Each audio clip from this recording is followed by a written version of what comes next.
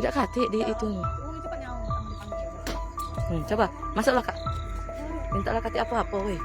Oh, Innalillahi wa inna. Ya Allah. Mano? Ya Allah, ini dia. Nah ya Allah, Mbak.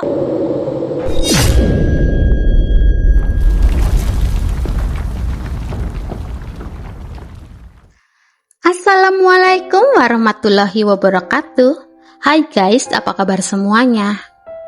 Nah guys, di segmen KTC kali ini aku akan membahas sebuah kasus yang terjadi di Kabupaten Oku yang sempat menggegerkan warga sekitar, bahkan ramai diperbincangkan di dunia maya, yaitu sebuah penemuan jenazah yang ditemukan dalam kondisi sangat tragis dengan luka gorokan di bagian leher.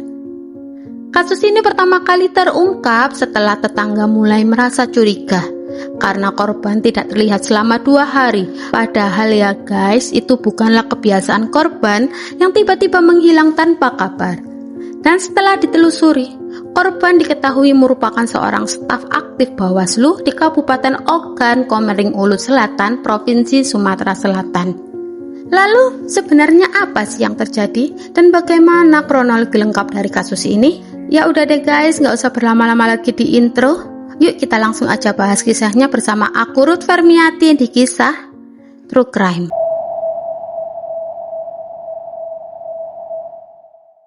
Pemirsa, staf Sekretariat Bawaslu Oku Selatan Sumatera Selatan ditemukan tewas mengenaskan dalam kamar rumahnya. Terdapat luka benda tajam di leher korban. Maria Simare-Mare, seorang perempuan berusia 37 tahun, diketahui tinggal seorang diri dengan mengontrak rumah di kawasan perumahan Bukit Berlian, Desa Plangki, Kecamatan Muara II, Kabupaten Ogan Komering Ulu Selatan, Provinsi Sumatera Selatan. Dalam kesehariannya, Maria bekerja sebagai staf di Sekretariat Bawaslu Kabupaten Oku Selatan. Sebagai bagian dari lembaga pengawas pemilu, ia dikenal cukup bertanggung jawab dalam menjalankan tugasnya. Di lingkungan kerja, rekan-rekannya mengenal Maria sebagai sosok yang ramah, mudah diajak berkomunikasi, dan cukup berdedikasi. Ia juga dinilai memiliki integritas dalam pekerjaannya, serta mampu menjaga profesionalitas sebagai staf di instansi tersebut. Sementara itu di lingkungan tempat tinggalnya, Maria dikenal sebagai pribadi yang sederhana dan mudah bergaul. Ia kerap menyapa tetangga, sesekali bercanda, dan tidak pernah terlibat konflik dengan warga sekitar. Meski usianya sudah terbilang matang, Maria masih diketahui berstatus lajang, namun ia telah memiliki seorang kekasih bernama Suharlan alias Arkan, pria asal Batu Raja Timur yang berusia 34 tahun atau 3 tahun lebih muda darinya. Sekilas tentang Suharlan. Jika ditarik ke belakang sekitar 3 tahun yang lalu, awal pertemuan Maria dan Suharlan bermula dari hal yang sederhana. Saat itu Suharlan bekerja sebagai buruh proyek bangunan di kawasan Bukit Berlian. Disitulah ia pertama kali bertemu dengan Maria. Dan seperti yang dikenal oleh banyak orang, Maria adalah pribadi yang mudah menyapa. Sapaan itulah yang kemudian menjadi awal perkenalan mereka. Dari yang awalnya hanya saling menyapa, pertemuan mereka menjadi semakin intens hingga akhirnya keduanya saling bertukar nomor dan mulai menjalin hubungan. Meski proyek di Bukit Berlian telah selesai dan Suharlan tidak lagi bekerja di sana, hubungan mereka tetap berlanjut. Namun hubungan tersebut tidak selalu berjalan mulus ya guys. Sesekali mereka juga mengalami perselisihan. Perbedaan latar belakang, terutama dari segi pekerjaan, menjadi salah satu faktor yang memicu konflik di antara keduanya.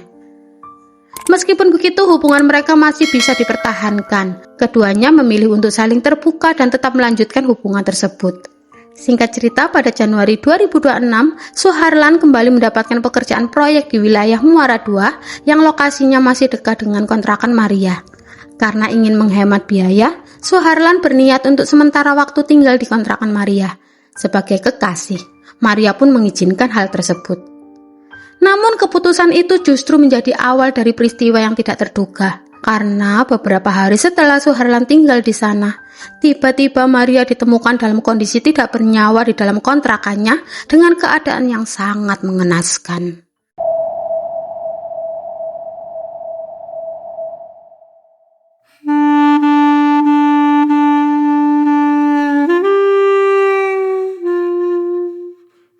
Rabu 25 Maret 2026, pagi hari sekitar pukul 07.50, salah satu warga bernama Yulisa Aini mulai merasa curiga. Maria sudah 2 hari tidak terlihat beraktivitas seperti biasanya, ditambah lagi rumah yang biasanya terbuka, pagi itu terlihat tertutup rapat, seperti tidak ada aktivitas di dalamnya. Merasa ada yang tidak beres, Yulisa berinisiatif menghampiri rumah Maria. Ia mencoba menggedor pintu sambil memanggil nama Maria. Awalnya dengan suara pelan, hingga akhirnya setengah berteriak namun tidak ada jawaban dari dalam. Yulisa kemudian memanggil warga sekitar dan mengajak mereka untuk bersama-sama mengecek kondisi Maria, khawatir terjadi sesuatu. Karena pintu tidak bisa dibuka, warga akhirnya mencoba masuk melalui jendela kamar dengan cara mencongkel.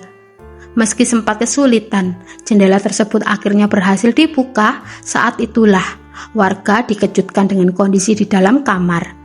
Maria ditemukan dalam kondisi sudah tidak bernyawa dengan tubuh bersimpah cairan merah dan kondisi yang sudah kaku. Warga kemudian melaporkan kejadian tersebut melalui ketua RT setempat, lalu diteruskan ke pihak Polres Oku Selatan. Setelah menerima laporan, jajaran Polres Oku Selatan bersama Polsek Muara II dan unit identifikasi langsung mendatangi lokasi untuk melakukan penanganan.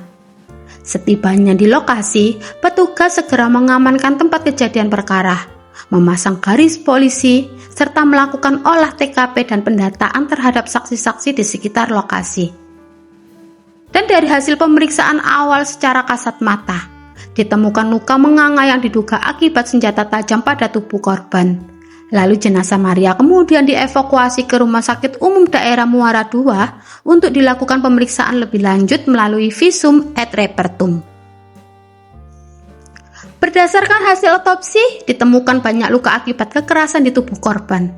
Maria dipastikan meninggal dunia akibat luka parah di bagian leher yang disebabkan oleh sayatan benda tajam yang mengakibatkan putusnya pembuluh darah besar. Selain luka di leher, tim dokter forensik juga menemukan luka lain di bagian dahi, bahu kanan, dan lengan. Ditemukan pula bintik perdarahan pada wajah dan mata, serta perubahan warna pada ujung jari tangan dan kaki yang mengindikasi adanya unsur kekerasan sebelum korban meninggal dunia.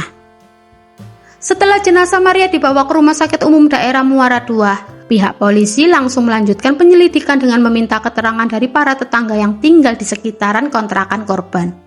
Dari hasil keterangan tersebut, ada salah satu warga yang mengaku sempat melihat seorang pria keluar dari rumah Maria. Pria itu diketahui adalah Suharlan yang memang dikenal sebagai kekasih korban. Warga juga melihat Suharlan pergi dengan mengendarai sepeda motor milik Maria dengan membawa tas ransel. Hal ini kemudian menimbulkan kecurigaan, terlebih setelah 2 hari Maria tidak lagi terlihat beraktivitas.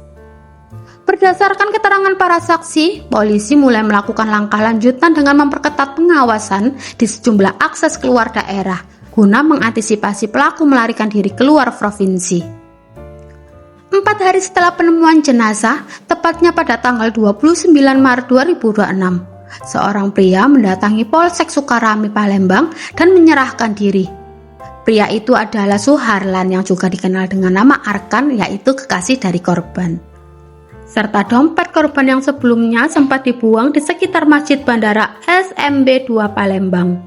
Dompet tersebut berisi kartu identitas seperti SIM, KTP, dan kartu ATM yang kemudian berhasil diamankan oleh pihak kepolisian. Selain itu, polisi juga mengamankan 1 unit sepeda motor Honda Beat warna putih dengan nopol polisi BE2415ABU yang sebelumnya disembunyikan di sebuah rumah kosong di Desa Karanglantang, Kecamatan Muara Jaya, Kabupaten Oku. Lalu, bagaimana sih sebenarnya kronologi kejadian hingga Suharlan dengan tega menghabisi nyawa kekasihnya yaitu Maria? Dan apa motif dibalik perbuatannya?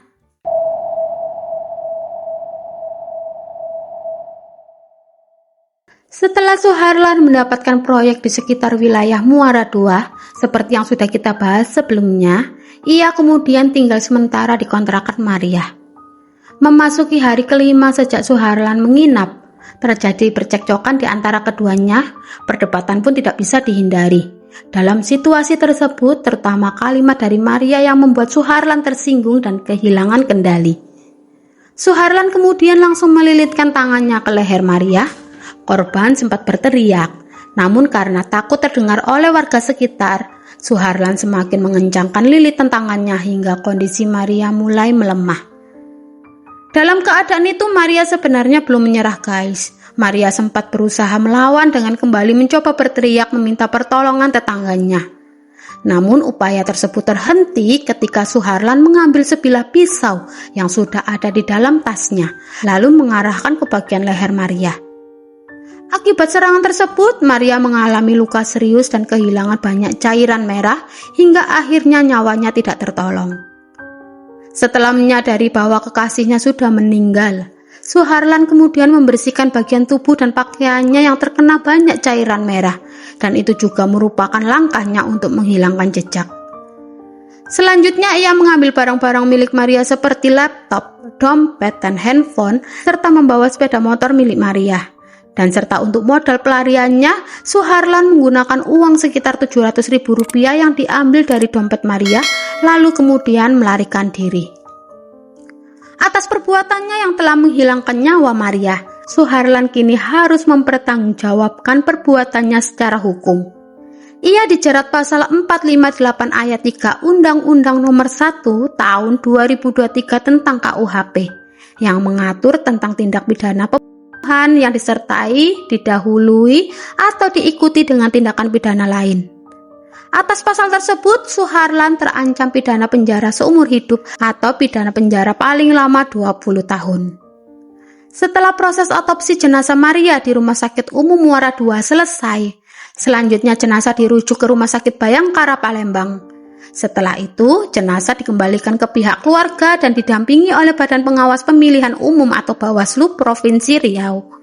Pada hari Jumat tanggal 27 Maret 2026, jenazah dibawa ke rumah duka di Jalan HR Subrantas, Bagan Batu, Kabupaten Rokan Hilir, Provinsi Riau untuk disemayamkan. Nah, itu tadi ya guys, kisah tragis yang dialami Maria si Mare-Mare, salah satu staf terbaik Bawaslu Oku Selatan. Dan dari kisah Maria ada pembelajaran yang bisa kita ambil, bahwa ucapan itu bisa menjadi pedang bermata dua.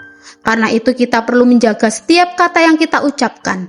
Sebab tanpa kita sadari, ucapan kita bisa saja menyakiti perasaan orang lain, bahkan orang terdekat kita sendiri. Kita tidak pernah tahu ya guys, bagaimana kondisi hati seseorang.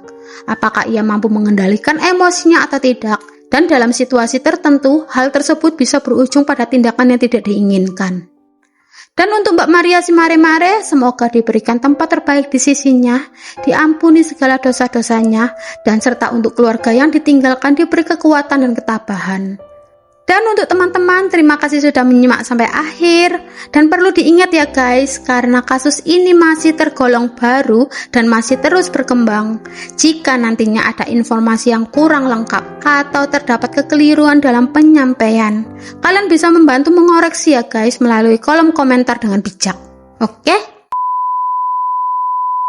Terima kasih sudah menonton video ini sampai selesai. Semoga kisah hari ini bisa jadi bahan renungan buat kita semua. Kalau kalian merasa konten di channel ini punya makna, bantulah guys support dengan like, share, dan subscribe. Karena kita sedang on the way menuju 1000 subscribers. Support dan dukungan dari kalian sangat berarti banget buat aku. Akhir kata, wassalamualaikum warahmatullahi wabarakatuh. See you di my next video. Bye bye. Bye bye.